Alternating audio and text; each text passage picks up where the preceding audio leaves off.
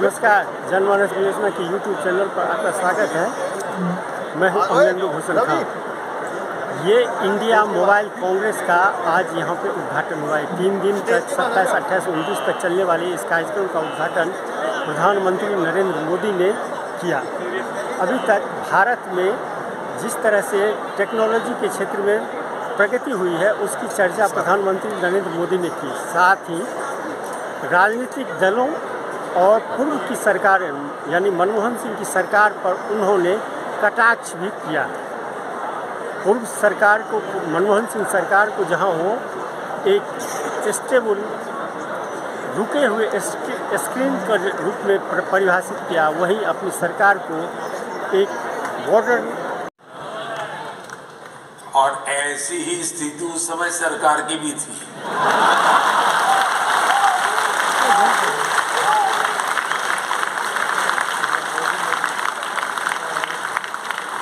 ये अधिकारी है, वहाँ गए जाओ। उस समय भारत की अर्थव्यवस्था का या कहें या तब की सरकार ही हैंग हो गए वाले मोड में थी।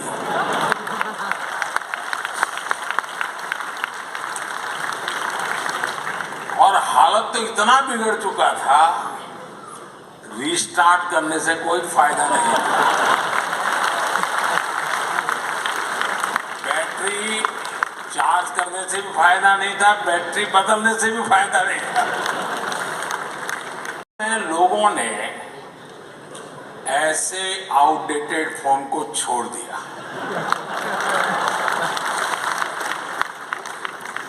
और अब हमें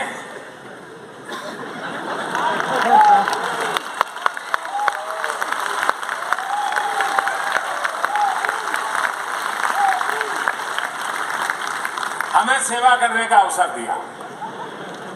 इस बदलाव से क्या हुआ वो भी साफ दिखता है।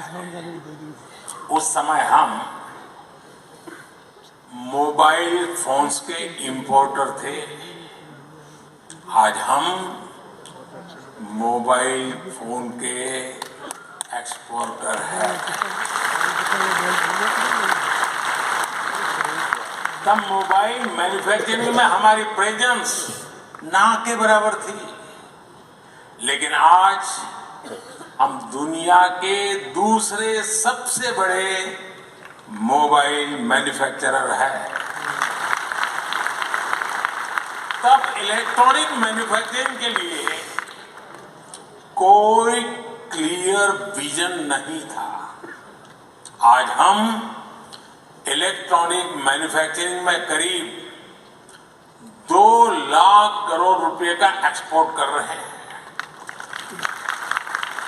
आपने देखा है कि गूगल ने भी हाल ही में ये घोषणा की है कि वो अपने पिक्सल फोन्स भारत में बनाएगा।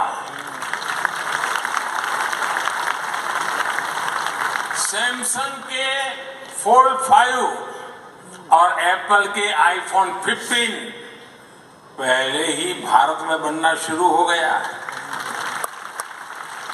आज हम सबको इस पर गर्व है कि पूरी दुनिया मेड इन इंडिया फोन्स का इस्तेमाल कर रही है।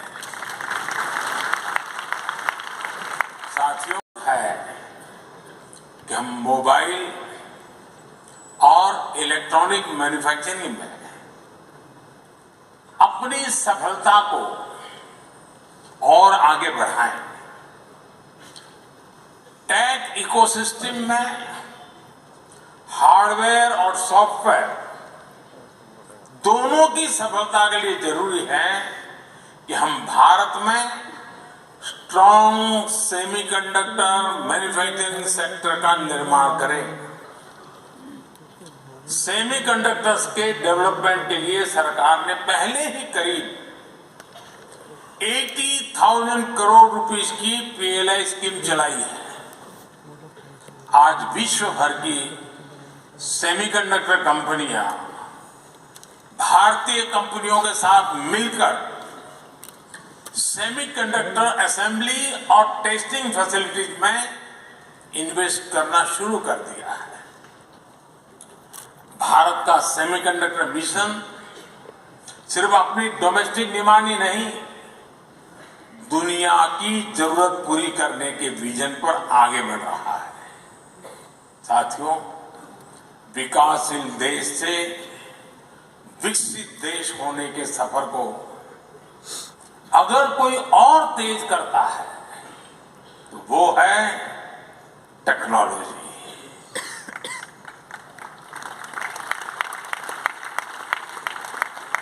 हम देश के विकास के लिए जितना ज्यादा टेक्नोलॉजी का इस्तेमाल करेंगे, उतना ही विकसित होने की दिशा में आगे बढ़ेंगे।